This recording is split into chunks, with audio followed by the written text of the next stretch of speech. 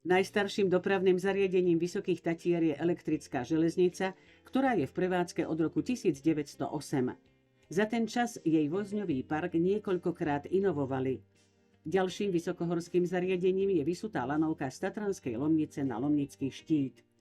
Za 40 rokov vyviezla vyše 7 miliónov cestujúcich. Nová je Ozubnicová železnica zo Štrby na Štrbské pleso. Pri veľkej návštevnosti našich veľhôr pozemná lanovka zo Smokovca na Hrebienok už nestačila pokryť požiadavky a tak ju v roku 1970 uviedli do prevádzky v Novom Šate s takmer trojnásobnou kapacitou. Odvtedy prepravila 1 200 000 cestujúcich. 18.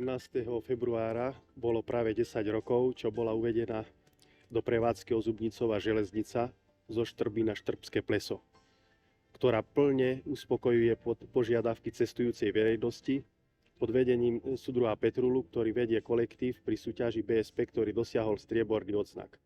Tiež tam pracuje vzorný kolektív pod vedením súdruha Klimku Miloslava a dosahuje veľmi dobrých výsledkov aj v socialistickej súťaži o titul Brigáda socialistickej práce.